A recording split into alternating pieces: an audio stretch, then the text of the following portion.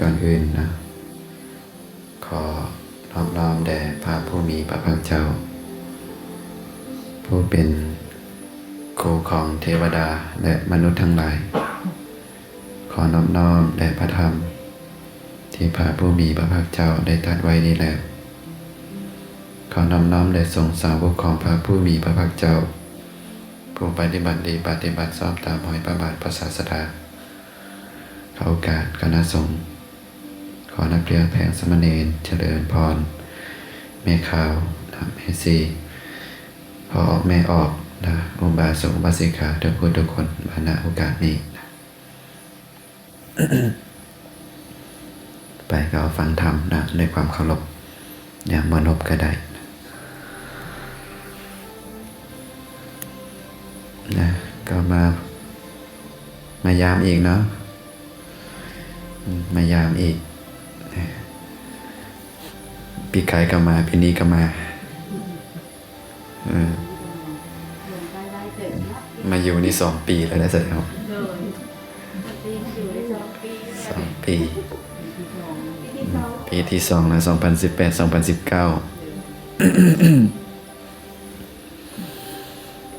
เวลานะล่วงไปพระเจ้าบอกนะบัดนี้เอาเห็ดอย่างอยู่นะอายุก็ผ่านไปได้เราสาธยายกันเมื่อกี้ว่าเราทั้งหลายนะโลกอันสลานะเรือมูสัตว์อันสลานี่ต้อนไปอยู่นะกำลังต้อนเขาเข้าไปสู่ความตายต้อนเข้าไปแก้ไขก็บ่ได้บ่อยากตายก็ตายนะพระพุทธเจ้าท่านบอก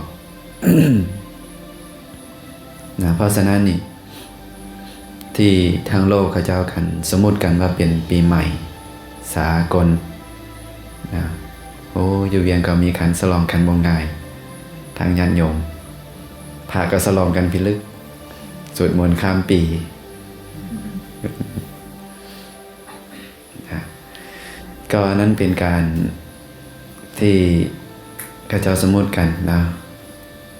แต่ความจริงเวลามันก็หมุนไปแบบนี้แหละเนาะบ่มีปีใหม่บ่มีปีเก่าแต่ถ้าเราอยากจะให้มันเป็นปีใหม่เราต้องเฮ็ดกายวาจาใจให้สุจริตแม่นบ่ความใหม่มันอยู่นี่แหละเราต้องเฮ็ดกายวาจาใจประพฤติดีด้วยกายประพฤติดีด้วยวาจาแล้วก็ประพฤติดีด้วยใจพระเจ้าบอกว่าถ้าบุคคลใดประพฤติดีด้วยกายวาจาใจในเวลาตอนเช้านะเวลาตอนเช้าก็เป็นเวลาที่ดีนะของสัตว์เหล่านั้นนะหรือว่าบุคคลใดประพฤติดีด้วยกายวาจาใจในเวลาตอนสวยเวลาตอนสวยก็เป็นเวลาที่ดีนะของสัตว์เหล่านั้นนะบุคคลเราใดนะประพฤติดีด้วยกายวาจาใจในเวลาตอนสวยเวลาตอนสวยก็เป็นเวลาดีนะของสัตว์เหล่านั้นพระเจ้าตรัสไว้ว่าสัตว์เหล่าใดหรือว่าบุคคลเหล่าใดนะประพฤติชอบด้วยกายวาจาใจในเวลาใดนะเวลานั้นชื่อว่าเป็นเลิกดีมงคลดีหุ่งดีสว่างดีขณะดียามดีบูชาดีนะของพรหมจารีทั้งหลายผู้ประพฤติพรหมจรรย์ทั้งหลายหรือว่าในธรรมวินัยนี้นี่พระเจ้าเพิ่นจะเห็นว่าการประพฤติดีด้วยกายวาจาใจนี่แหละนี่คือมงคลนะที่เราได้เห็นพระเป็นสูตรนะสูตรนักขัดตังสุมังคลังสุปาพาตังสหุติตังสุขโนสมุหุโตจาสุญิตังพรหมจารีสุแปลภาษาบ้านเราก็คือการประพฤติดีนะด้วยกายวาจาใจนี่แหละคือเลิกดีมงคลดีหุ่งดีสว่างดีขณะดีบูชาดีนะของผู้ประพฤติพรหมจรรย์ทั้งหลาย เพราะฉะนั้นเราต้องการความเป็นมงคลต้องการให้ชีวิตเจริญรุ่งเรืองพระพุทธเจ้าบอกให้มีมงคลเหล่านี้มงคล38ข้อที่เราสวดกันหรือว่ามงคล38ที่เราเอิ้นกันรวมแล้วก็มาอยู่ที่กายวาจาใจ นะการมาประพฤติกายวาจาใจให้สุจริตนี่แหละให้ดีให้งามนะโดยกายวาจาใจนี่เริ่มมาตั้งแต่การบอกพบคนพาลการคบแต่บัณฑิตนะสิ่งเหล่านี้ล้วนแล้วแต่เป็นมงคลการได้มาฟังธรรมการได้มาสนทนาธรรมนะการได้มาเห็นสมณะผู้มีศีลผู้สงบนะนี่ก็เป็นมงคลนะการปฏิบัติธรรมนี่ก็เป็นมงคลธรรมจริยาอันนี้จะเป็นมงคลเมื่อไหร่นะจะเป็นมงคลแต่รวมแล้วก็อยู่ที่กายวาจาใจนะคือการประพฤติดีด้วยกายวาจาใจนั่นแหละและหลายคนฮอดปีใหม่ก็ต้องการสมปรารถนาอยากสมเหตุสมปรารถนาอยู่บอกปรารถนากันทุกมื้อทุกวันแล้วสิสมปรารถนาอยู่บ่นะเมื่อนี้อาตมาจะเอาเหตุสมปรารถนามาให้ฟังนะว่าเราต้องสร้างเหตุแบบใดจึงจะได้สำเร็จนะสมความปรารถนาเพราะหลายคนก็ปรารถนากันเนาะปีใหม่ฟ้าใหม่นะให้มีอย่างใดให้มีสุขภาพแข็งแรงให้มีอายุยืนให้มีทรัพย์หลายๆนะตายไปขอให้ได้ไปสู่สุคติอย่าเจ็บอย่าไข้ปรารถนากันอย่าบอกเขาก็น้อยอย่าเจ็บอย่าไข้เด้อปีใหม่เฮ็ดจังได๋สิบ่เจ็บบ่ไข้แบบนี้พระพุทธเจ้าเพิ่นมีธรรมอยู่4ข้อนะ4ข้อว่าธรรม4ข้อนี้นี่พระเจ้าเพิ่นบอกว่าเป็นธรรมที่นะน่าปรารถนาน่าใคร่น่าพอใจหาได้ยากในโลกนะเมื่อเช้าก็ได้กล่าวไปละแต่ตอนแรกจะมากล่าวให้ฟังน้อยนึงนะพระเจ้าว่าธรรม4ประการนี้นี่เป็นธรรมที่น่าปรารถนาน่าหักใคร่น่าพอใจหาได้ยากในโลก4ประการนั้นมีหยังแดข้อที่1เพิ่นบอกว่าขอโภคทรัพย์จงเกิดขึ้นแก่เฮาโดยธรรมประการที่2โภคทรัพย์เกิดขึ้นแก่เฮาโดยธรรมแล้วขอมิตรอำมาตย์เพื่อนฝูงจงเฟื่องฟูแก่เฮาขอให้เฮาจงมีญาติพี่น้องเพื่อนฝูงหลายประการที่3เฮามีโภคทรัพย์แล้วได้เพื่อนฝูงแล้วขอเฮาจงมีอายุยืนยาวยืนนานประการที่4เมื่อเฮาตายไปขอเฮาจงไปสู่สุคติโลกสวรรค์พระพุทธเจ้าบอกว่าธรรม4ประการนี้น่าปรารถนาน่าหักใคร่น่าพอใจหาได้ยากในโลกธรรม4ประการนี้พระเจ้าบอกว่าบ่สามารถจะสำเร็จได้ด้วยการสูตรการอ้อนวอนหรือการปรารถนาสูตรเอาอ้อนวอนเอาปรารถนาเอาบ่ได้พระเจ้าบอกว่าถ้าการสูตรการอ้อนวอนการปรารถนาเป็นเหตุให้สำเร็จสมปรารถนาในธรรม4ประการนี้ในโลกนี้ไผจะเสื่อมจากอย่างใดในโลกนี้ไผจะบ่มีอย่างพระพุทธเจ้าบอกว่าธรรม4ประการนี้นี่ถ้าไผอยากได้ต้องสร้างเหตุของธรรม4ประการธรรม4ประการนั้นมีอย่างใด1คือ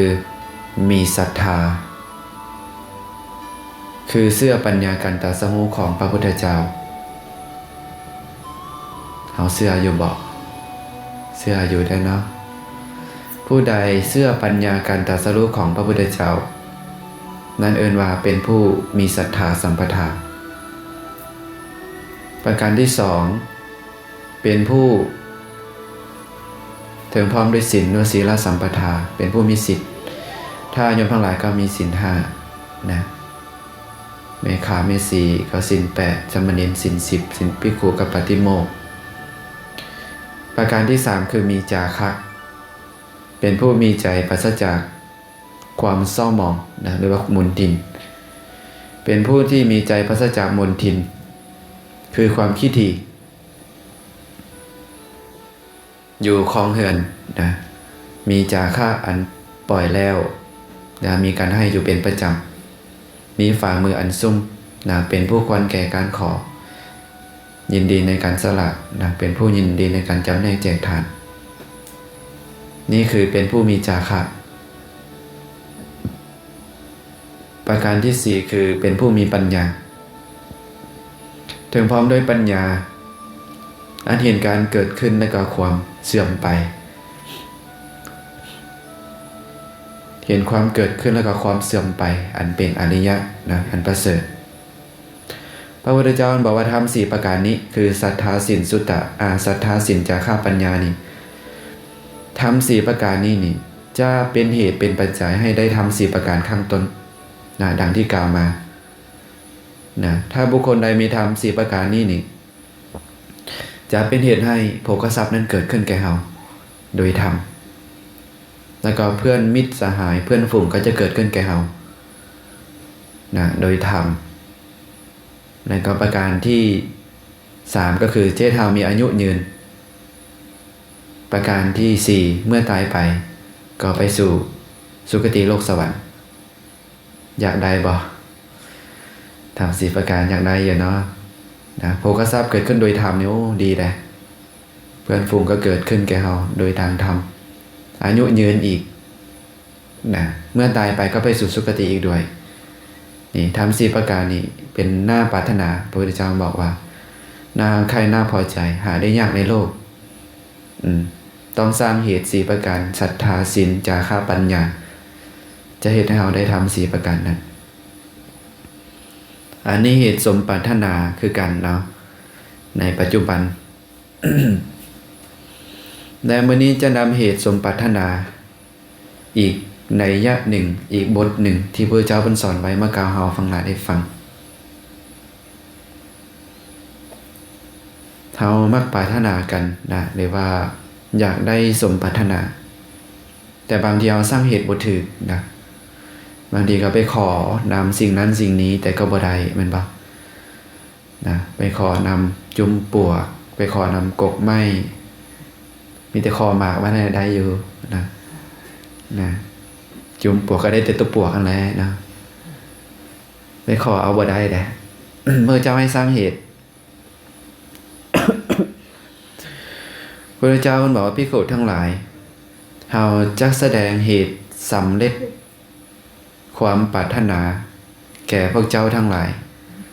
พวกเจ้าทั้งหลายจงฟังเหตุสำเร็จความปรารถนานั้นจงทำในใจให้ดีเฮาจะกล่าว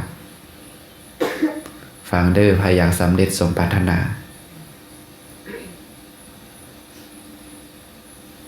พระเจ้าว่าภิกษุทั้งหลายภิกษุในธรรมวินัยนี้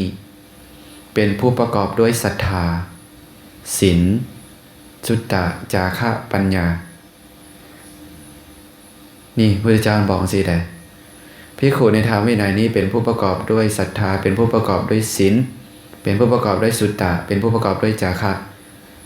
เป็นผู้ประกอบด้วยปัญญาเขามีความปรารถนาอย่างนี้ว่าโอ๋หนอ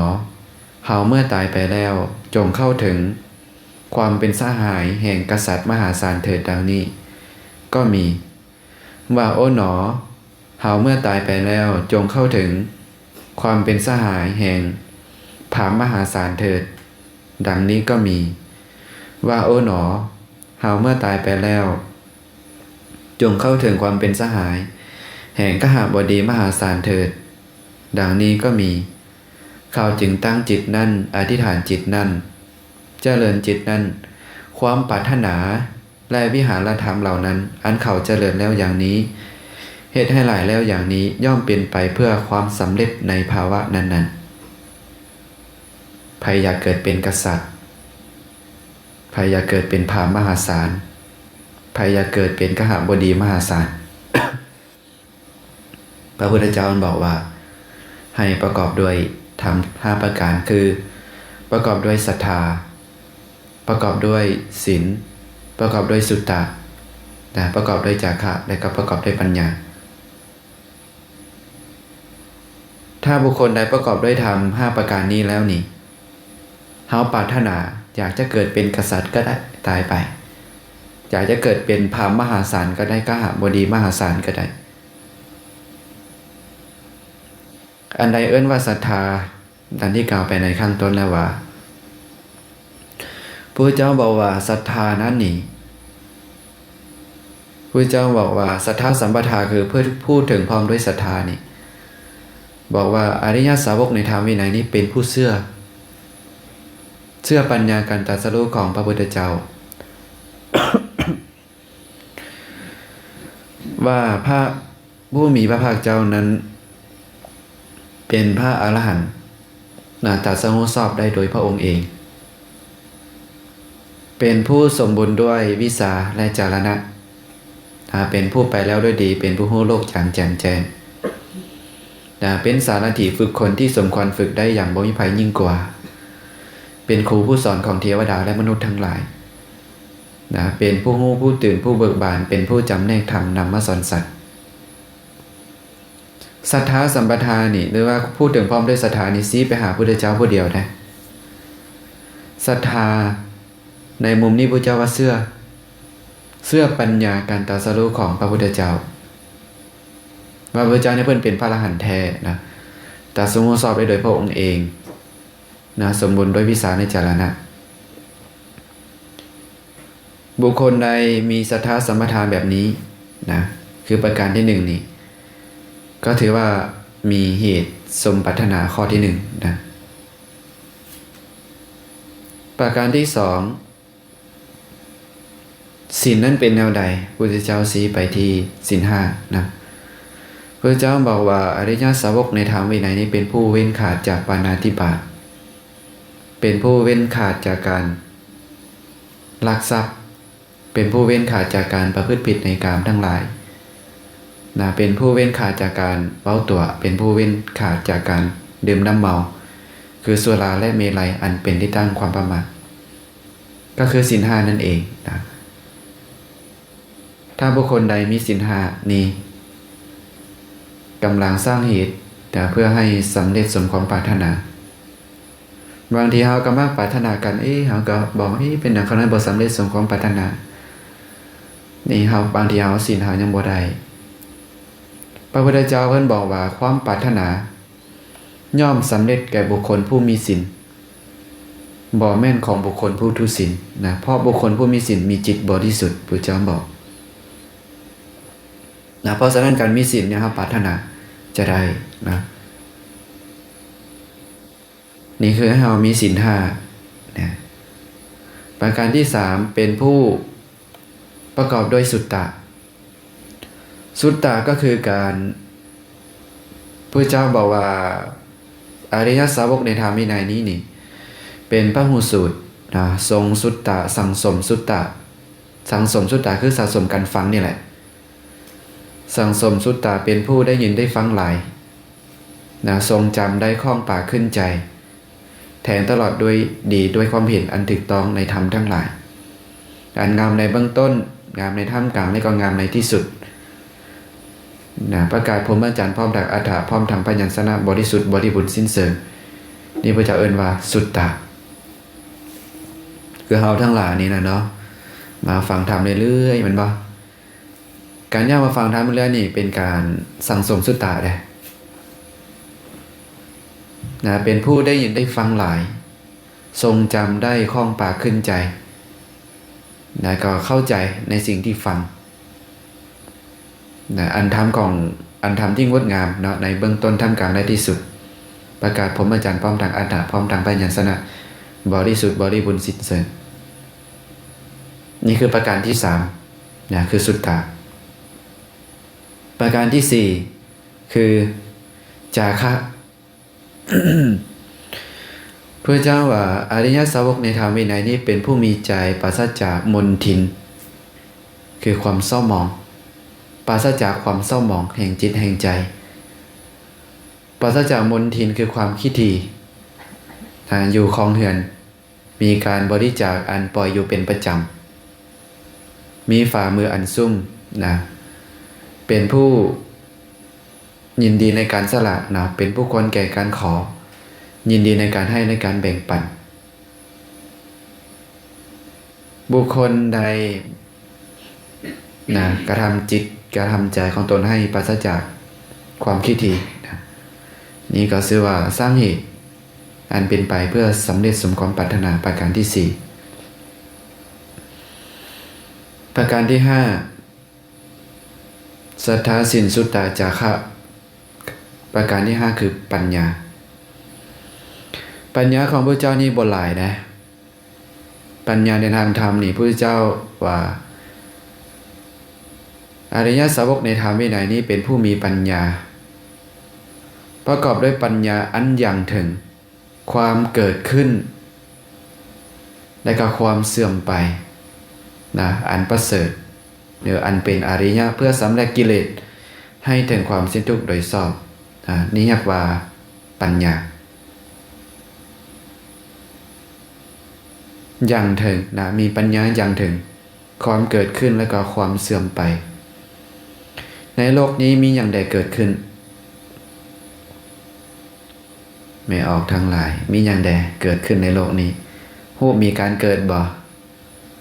รูปก็มีการเกิดเวทนาก็มีการเกิดสัญญาก็มีการเกิดสังขารก็มีการเกิดวิญญาณก็มีการเกิดนี่มีปัญญายังถึงความเกิดขึ้นของธรรมชาติเหล่านี้แหละแล้วก็มีปัญญายังถึงความเสื่อมไปรูปมีความเสื่อมเวทนามีความเสื่อมสัญญาสังขารวิญญาณมีความเสื่อมไปเป็นธรรมดานี่ได้ปัญญาของพระพุทธเจ้าน่ะ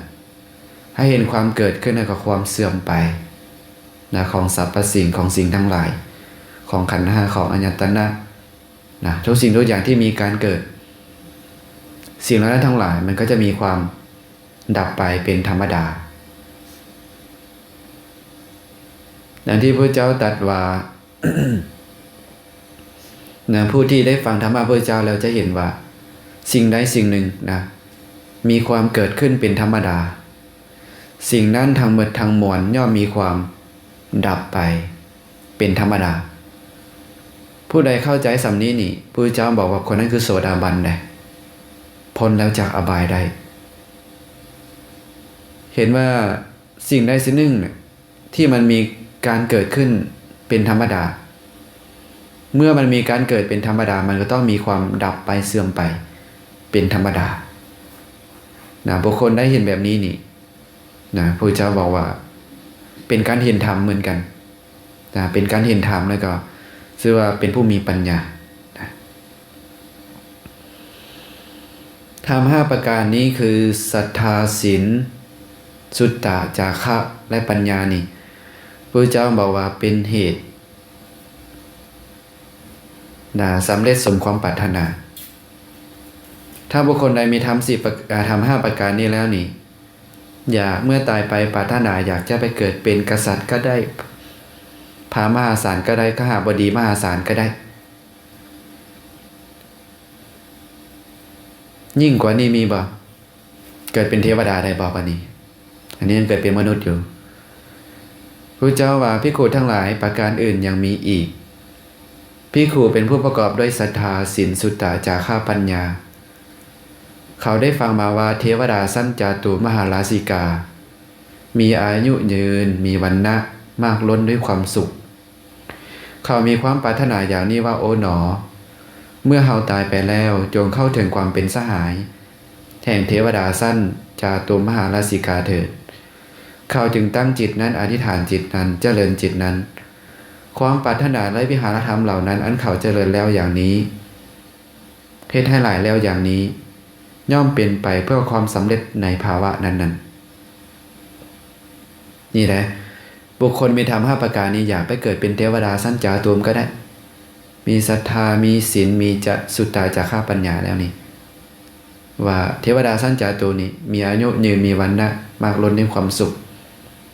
ปรารถนาไปเกิดในภพนั้นก็ได้เทวดาสั้นจาตุมีอายุจักปีใครเคยฟังมาแต่เทวดาสั้นจาตุมนี่มีอายุ500ปีอันเป็นทิพย์พระเจ้าบอกว่าพระเจ้าเพิ่นบอกไว้ว่า50ปีของมนุษย์เป็นมื้อหนึ่งคืนหนึ่งของเทวดาสั้นจาตุม50ปีของเฮานี่แหละ เป็นมื้อหนึ่งคืนหนึ่งของเขาผู้ใดฮอดอายุ50 ปีแล้วถือว่าได้มื้อหนึ่งคืนหนึ่งของเขาแล้วนะนี่เทวดาสั้นจาโตนี่มีอายุ500 ปีอันเป็นทิพย์50 ปีของมนุษย์เป็นมื้อหนึ่งคืนหนึ่งของเทวดาสั้นจาตุมนะผู้ใดมีธรรม5ประการนี้อยากจะไปเกิดเป็นเทวดาสั้นนี้ก็ได้นะศรัทธาศีลสุตตะจาคะปัญญา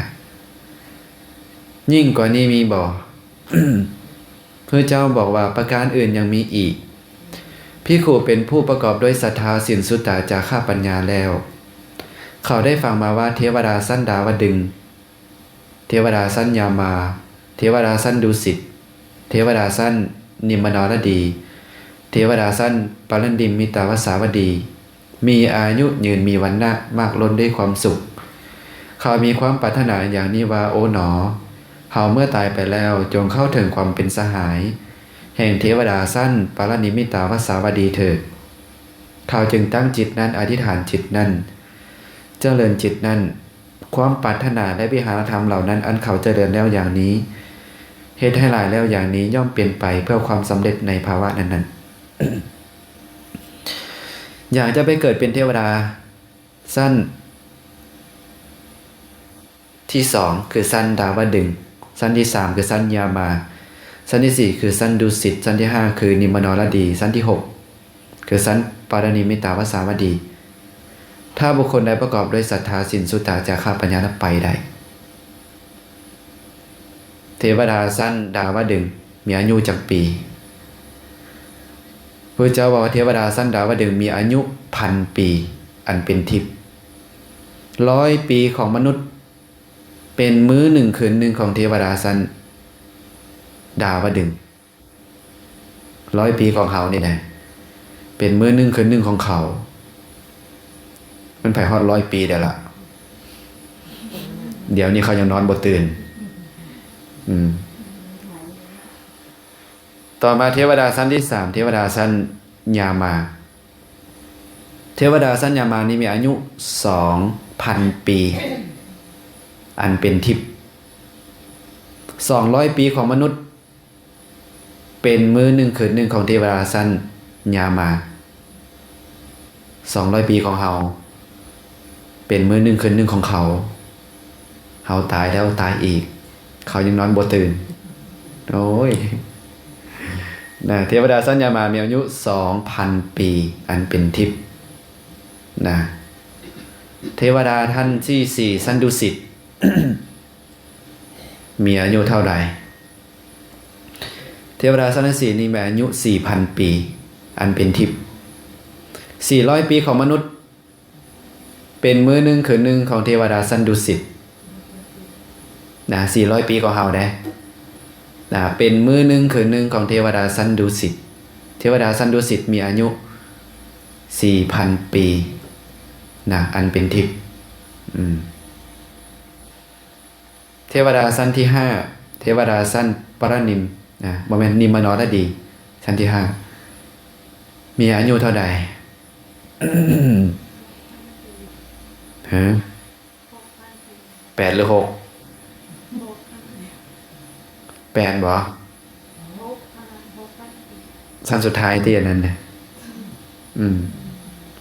ถ้าสั้นนิมมานรดีนี้8,000 ปี 8,000 ปีอันเป็นทิพย์นะ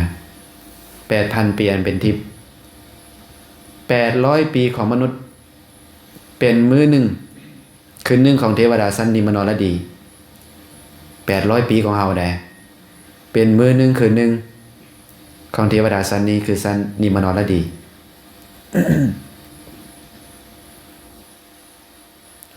อายุหลายเนาะต่อมาเทวดาสั้นที่6เทวดาสั้นปารณิมิตาเทวดาสั้นปารณิมิตาวสาวดีมีอายุเท่าใด 16,000 ปีเห็นปะ16,000 ปีอันเป็นทิพย์นะมีอายุ 16,000 ปีพระเจ้าบอกว่า 1,600 ปีของมนุษย์นะเป็นมื้อหนึ่งคืนหนึ่ง ของเทวดาสั้นปารนิมิตาวสาวดี 1,600 ปีได้เป็นมื้อหนึ่งคืนหนึ่งของเทวดาสั้นปารนิมิตาวสาวดีสั้นที่6พระโถนะคือสิมานานตื่นแถวอันนี้ นี่พระเจ้าบอกว่าถ้ามีทำ5ประการนี้นี่มีศรัทธามีศีลมีสุตตะมีจาค่าปัญญานี่จะไปเกิดเป็นเทวดาสั้นจาตุมดาวดึงยามาดูสิทธินิมนรณีปารณิมิตาวสาวดีก็ได้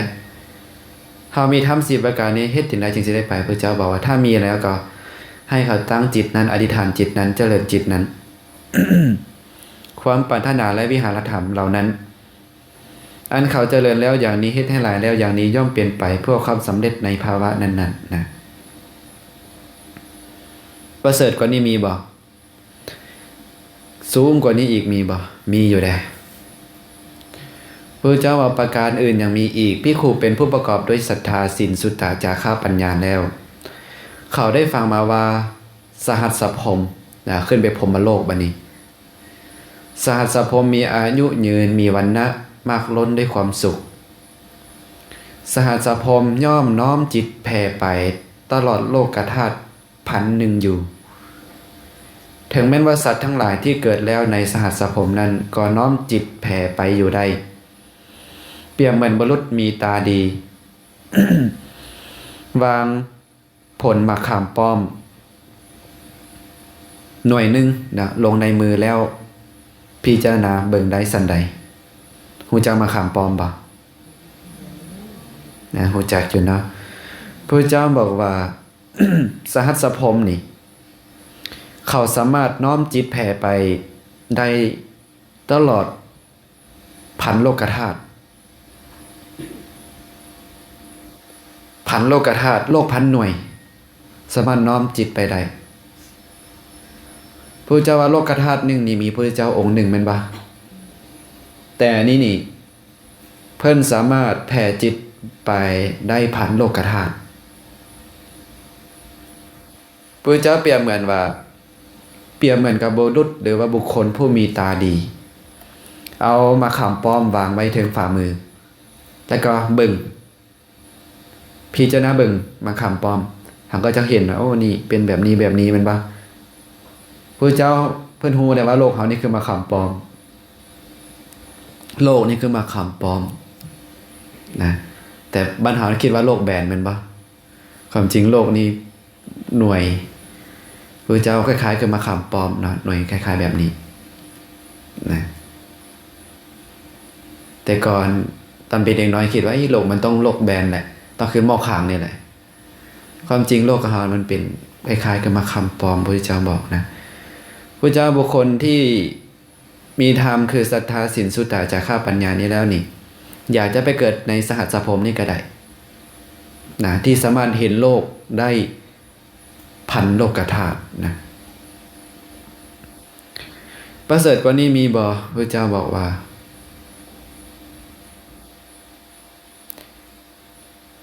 พระเจ้าว่าอีกประการหนึ่งภิกขุเป็นผู้ประกอบด้วยศรัทธาศีลสุตตะจาค่าปัญญา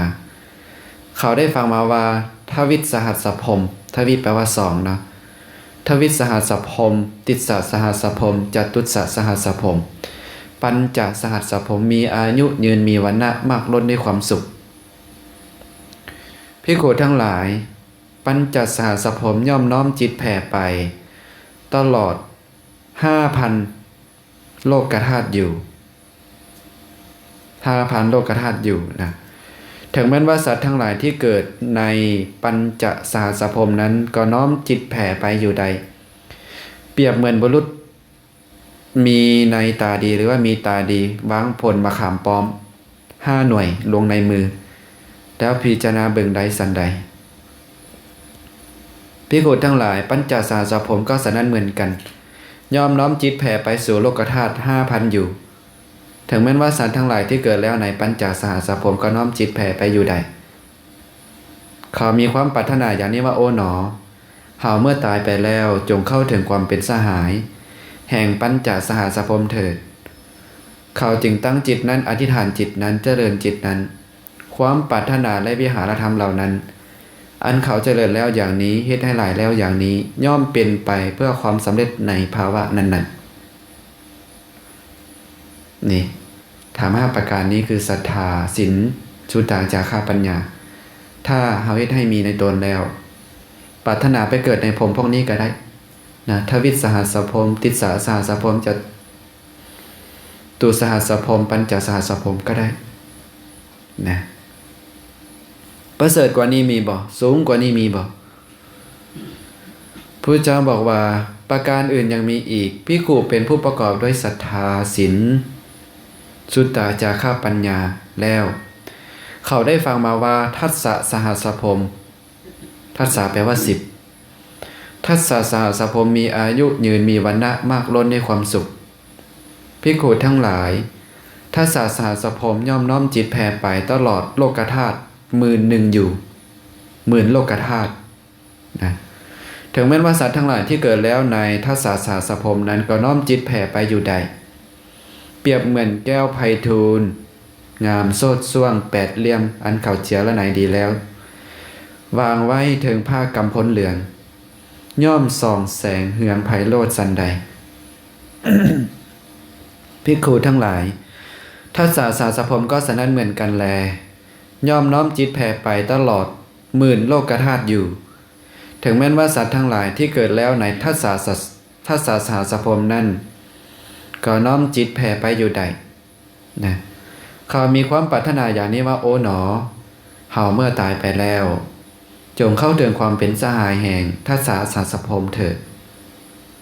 เขาจึงตั้งจิตนั้นอธิษฐานจิตนั้นเจริญจิตนั้นความปรารถนาและวิหารธรรมเหล่านั้นอันเขาเจริญแล้วอย่างนี้เฮ็ดให้หลายแล้วอย่างนี้ย่อมเป็นไปเพื่อสำเร็จในภาวะนั้นๆ ถ้าประกอบโดยธรรม4ประการนี้5ประการนี้คือศรัทธาศีลสุตตะจาคะปัญญาแล้วนี่อยากจะไปเกิดในทัสสะสหัสภพก็ได้นะประเสริฐกว่าเทวดากว่าพรหมชั้นนี้มีบ่มีอีกได้ยังบ่จบภิกขุทั้งหลายประการอื่นยังมีอีกภิกขุเป็นผู้ประกอบด้วยศรัทธาศีลสุตตะจาคะปัญญาเขาได้ฟังมาว่าสัตตะสหัสภพมีอายุยืนมีวรรณะมากล้นด้วยความสุขภิกขุทั้งหลายสัตตะสหัสภพย่อมน้อมจิตแผ่ไปตลอดโลกธาตุ100,000อยู่นะ100,000อยู่นะถึงแม้ว่าสัตว์ทั้งหลายที่อยู่แล้วในสัตตะสหัสภพนั้นก็น้อมจิตแผ่ไปอยู่ใด เปรียบเหมือนแท่งทองคำนะหรือว่าแท่งทองทรงภูนุชนะที่เขาหลอมด้วยความสำนาญดีในเบ้าของสร้างทองผู้ฉลาดแล้ววางไว้เถิงผ้ากำพลสีเหลืองย่อมส่องแสงเหืองไพโรจน์สันใดภิกขุทั้งหลายสัตตะสหัสภพก็ฉะนั้นเหมือนกันแลย่อมน้อมจิตแผ่ไปตลอดโลกธาตุ100,000อยู่ถึงแม้ว่าสัตว์ทั้งหลายที่เกิดแล้วในสัตตะสหัสภพนั้นก็น้อมจิตแผ่ไปอยู่ได้เขามีความปรารถนาอย่างนี้ว่าโอ๋หนอเฮาเมื่อตายไปแล้วขอจงเข้าถึงความเป็นสหายแห่งสัตตะสหัสภพเถิดเขาจึงตั้งจิตนั้นอธิษฐานจิตนั้นเจริญจิตนั้นความปรารถนาและวิหารธรรมเหล่านั้นอันเขาเจริญแล้วอย่างนี้ให้ทั้งหลายแล้วอย่างนี้ย่อมเป็นไปเพื่อความสำเร็จในภาวะนั้นๆอยากจะไปเกิดในสัตตะสหัสภพก็ได้ที่สามารถเบิ่งโลกได้100,000โลกนะ100,000โลกธาตุนะมีจิตแผ่ไปสามารถเห็นได้ใน100,000โลกธาตุนะประเสริฐกว่านี้ก็ยังมีอีกนะภิกขุทั้งหลายประการอื่นยังมีอีกภิกขุเป็นผู้ประกอบด้วยศรัทธาศีลสุตตะจาคะปัญญาเขาได้ฟังมาว่าเทวดาสั้นอาภาเทวดาสั้นปริตาภาเทวดาสั้นอัปปามนาภาเทวดาสั้นอภัสราเทวดาสั้นสุภาเทวดาสั้นปริตาสุภาเทวดาสั้นอัปปามนาสุภาเทวดาสั้นสุภกินหาเทวดาสั้นเวหภลาเทวดาสั้นอวิหาเทวดาสั้นอาตปปาเทวดาสั้นสุทัสสาเทวดาสั้นสุทัสสีเทวดาสั้นอากนิฐาเท มีอายุยืนมีวรรณะมากล้นด้วยความสุขเขามีความปรารถนาอย่างนี้ว่าโอ๋หนอเฮาเมื่อตายไปแล้ว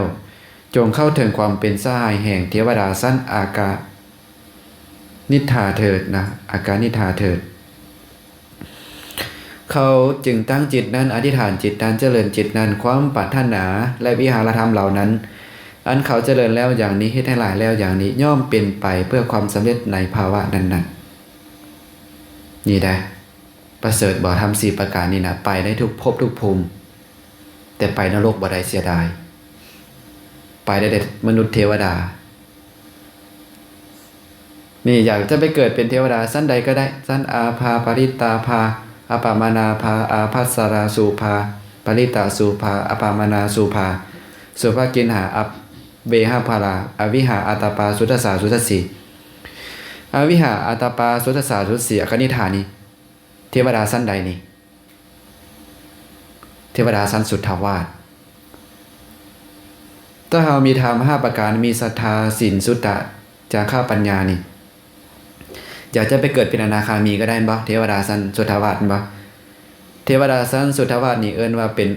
โอปปาติกะก็ได้นะ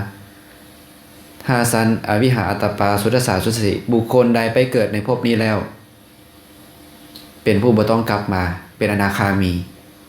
เนี่ยสามารถปรินิพพานในภพที่ไปเกิดนั้นได้เลยเนี่ยทำ5ประการนี้ซื่อๆนะศรัทธาศีลสุตตะจาระปัญญาไปเกิดได้เลยนะประเสริฐกว่านี้มีบ่นะ ยังมีอยู่นะภิกษุทั้งหลายประการอื่นยังมีอีก ภิกษุเป็นผู้ประกอบด้วยศรัทธาศีลสุตตะจาระปัญญาเขาได้ฟังมาว่าเทวดา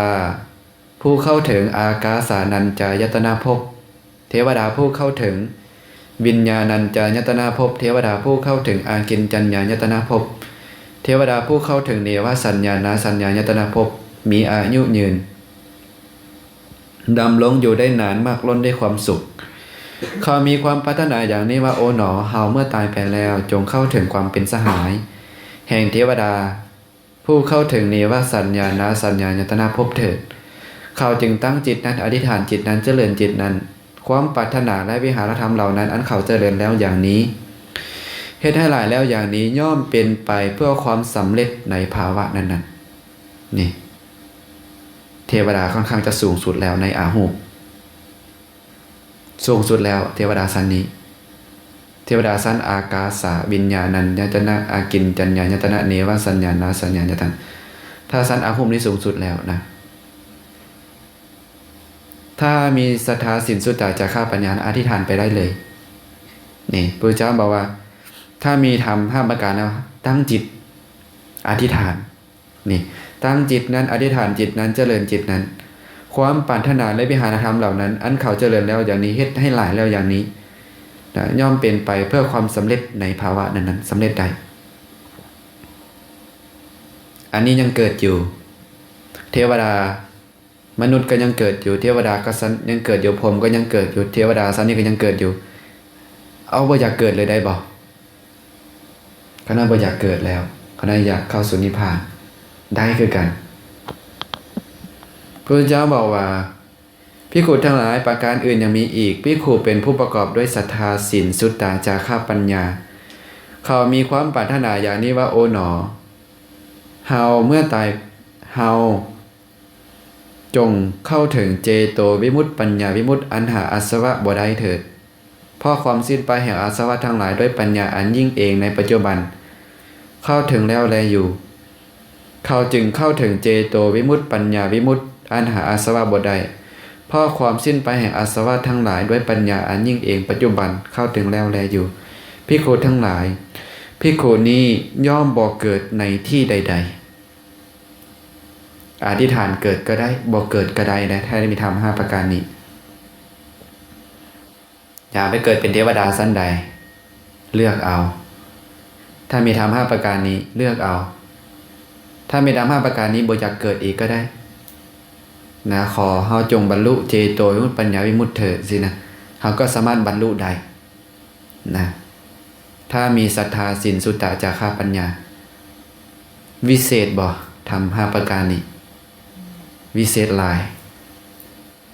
เฮาเคยมีบ่เฮาอธิษฐานกันอยู่ตลอดนะขอให้กันน้อยร่ำรวยนะร่ำรวยขอให้อย่าเจ็บอย่าไข้นะทำ5ประการมีศรัทธามีศีลมีสุตตะมีจาคะมีปัญญาปรารถนาไปได้ทุกภพทุกภูมิเลยเว้นไว้แต่นรกกับสัตว์เดรัจฉานเปรตไปบ่ได้นะเพราะทำ5ประการนี้บ่แม่นเป็นไปนะเพื่อนรกสัตว์เดรัจฉานเปรตมนุษย์กับเทวดาแล้วก็บ่อยากเกิดก็ได้อยากจะพ้นจากวัฏสงสารเลยก็ได้พ้นจากนรกสัตว์เดรัจฉานเปรตมนุษย์เทวดาบ่อยากเกิดในทุกภพภูมิก็ถ้ามีทำ5ประการนี้ก็สามารถตั้งจิตอธิษฐานจิตได้นี่นะเนี่ยพระเจ้าบอกว่าถ้ามีทำ5ประการนี้แล้วภิกขุนะเนี่ยปรารถนาว่าขอเฮาจงบรรลุเจโตวิมุตติปัญญาวิมุตตินะก็สามารถนะบรรลุได้นะและภิกขุนั้นก็ย่อมบ่เกิดในที่ใดๆอีกต่อไปอันนี้เหตุสำเร็จสมความปรารถนาของพระพุทธเจ้าได้ผู้ใดอยากจะสำเร็จสมปรารถนาให้สร้างทำ4ประการได้5ประการนี้ให้มีในตนอันนี้เราเบิ่งแล้วลักษณะมันจะเปลี่ยนในสัมปรายภพนะไปพบต่อไปความจริงในปัจจุบันก็ได้เลยมีศรัทธามีศีลมีจาคะปัญญา4ประการถ้าเติม5เข้ามาก็เติมสุตตะเข้ามาก็สามารถไปได้ถึงนิพพานได้เลยแต่ถ้าเรายังอยากมีทรัพย์ในปัจจุบันก็ให้มีศรัทธามีศีลจาคะปัญญาทรัพย์จะเกิดขึ้นแก่เราโดยธรรมนะมิตรสหายจะเฟื่องฟูแก่เราโดยธรรมและเราจะมีอายุยืนเมื่อตายไปก็จะไปสู่สุคตินี่แหละอันนี้พระเจ้าบอกว่าเหตุสมความปรารถนา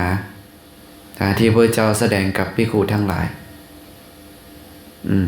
ผู้ใดต้องการสำเร็จสมความปรารถนาก็สามารถสร้างสิ่งให้มีในตนได้นะเข้าใจอยู่บอกเข้าใจอยู่แต่จากสิเหตุใดบ่ต้องพยายามเหตุนะเฮาไปสร้างเหตุสมความปรารถนาอย่างอื่นบ่ได้แน่เฮาจะไปอันใดก็แล้วแต่มันบ่ได้ไปอวยพรให้กันก็บ่ได้นะขอให้เจ้าจงมีอายุเข้มแข็งเด้ออย่าเจ็บอย่าป่วยอย่าไข้ให้ร่ำให้รวยนะขอให้หั่งมีนอนอยู่บ้านซื่อๆบ่เฮ็ดหยังก็ลองเบิ่งแล้วเนาะนี่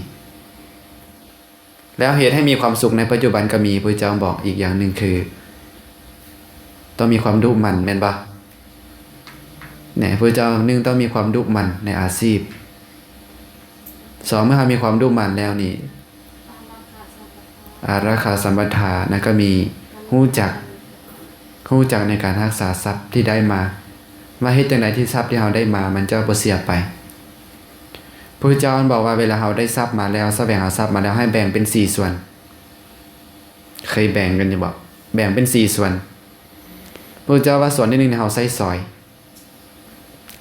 นี่คือหยังเลี้ยงตนเองเลี้ยงบุตรภรรยาเลี้ยงพ่อเลี้ยงแม่เลี้ยงญาติทาสกรรมกรคนไซมิตรอมาตย์นะทรัพย์ส่วนที่1ทรัพย์ส่วนที่2เอาไว้ไปประกอบการงานเอาไว้เฮ็ดเวียกเฮ็ดงานเอาไว้ไปทำมาหากิน2ส่วนเนาะเอาไว้ไปประกอบการงานที่2ส่วน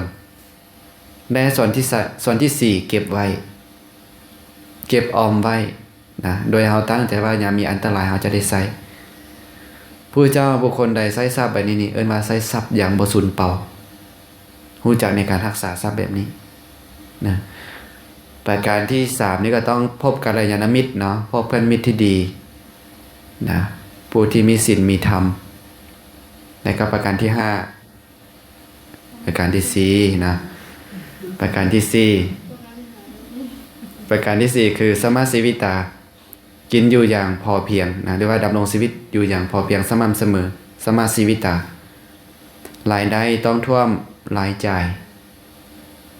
รายได้หลายกว่ารายจ่าย รายจ่ายบ่ให้หลายกว่ารายรับ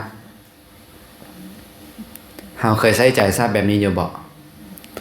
รายได้ท่วมรายจ่ายหรือว่ารายจ่ายท่วมรายรับพระเจ้าบอกว่าการใช้ชีวิตอย่างพอเพียงนี่สม่ำเสมอนี่รายได้การได้รับมานะต้องหลายกว่ารายจ่ายและเวลาจ่ายนะบ่ให้หลายกว่ารายรับเช่นมาเราได้ทรัพย์มา 500,000 จ่ายไปซะ 50,000 เดือนได้มา 500,000 จ่าย1,000,000มีเลยคนนั้นซื้อเลขเพิ่นบอกซื้อเลขซื้อหลายปีต่อหลายปีเพิ่นถึกเลขสลองเพิ่นว่าถึกเลข 500,000 ซัดไปหมดเท่าใด2 ล้านเงิน 500,000 หายไปใส่หมดสลองเพิ่นว่าซั่นนี่โอ้ยคนนั้นขอคนนี้ขอเพิ่นดีใจเด้เพิ่นก็เลี้ยงคนนั้นเลี้ยงคนนี้ทุกข์จอยสุดอันนี้ว่ารายจ่ายรายกว่ารายรับนะผู้เจ้าบุคคลใด บุคคลใดมีรายได้น้อยนะมีรายได้น้อยแต่ถ้ากินอยู่อย่างฟุ่มเฟือยกินอย่างสลุ่สล่วยนะคือเหมือนกับคนกินผลมักเดือนะอันนี้นี่นะก็จะมีคนว่านะคนว่ากินอย่างฟุ่มเฟือยหรือว่ามีทรัพย์หลายแต่บ่ใช้ก็ติเตียนอีกนะมีทรัพย์สินเงินทองมีเงินมีคำหลายล้านหลายแสนแต่เวลากินนั้นกินข้าวเหนียวจำปะแดกเงิน10-20 ล้าน30 ล้าน40 ล้านปาพันแล้วนะเอาลาบมาก็บ่กินเห็นเขาเจ้าขายลาบก็บ่อยากกินแจ่วปลาแดกนี่พอแล้วยังบ่ใช้จ่ายผู้เจ้าจะมีคนว่าจะตายอดตายอยากเหมือนกับคนอนาถาสุดท้ายก็ได้เพราะฉะนั้นเราได้ทรัพย์มันต้องแบ่งรู้จักแบ่งมันบ่นี่บ่แม่นว่าการรักษาทรัพย์หรือว่าการได้ทรัพย์นะการรักษาบ่ได้มาบ่จ่ายนะต้องจ่ายต้องรู้วิธีในการจ่ายแบบใดทรัพย์ของเรามันจึงจะบ่สูญเปล่านี่แหละต้องรู้จักในการใช้จ่ายนะจึงจะเป็นประโยชน์ถ้าเราบ่รู้จักในการใช้จ่ายก็เป็นโทษได้นะเป็นโทษแต่ก็พยายามอย่าไปยุ่งเกี่ยวกับอบายมุขนะการเป็นนักเลงยิงนักเลงสุรานักเลงการพนันและก็การคบมิตรชั่วบุคคลใดไปคบจริงในจิบหายเลยพระเจ้าบอกแต่อันตรายนะนำพาไปทางเสื่อมอันนี้พระเจ้าว่าทำ4ประการนี้นะเป็นไปเพื่อความเกื้อกูลเพื่อความสุข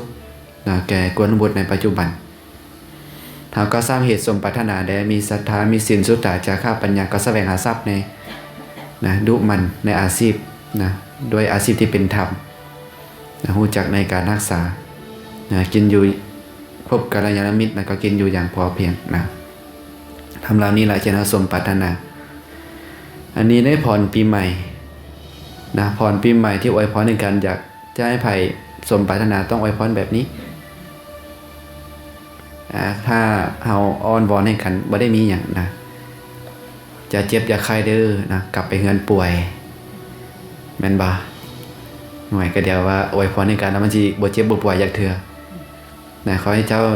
มีอายุยืนเด้อกระตายคือกันนั่นแหละนะมันก็ฮอดมือมันก็ต้องตายเห็นบ่ตามเหตุตามปัจจัยนี่ถ้าพยายามอายุยืนมีศรัทธาศีลจาระปัญญาพระเจ้าจะได้มีอายุยืนแม่นบ่นี่ได้อันนี้ก็เป็นธรรมะที่นำมาเกล่าวให้ฟังนะใครมีอันใดถามบ่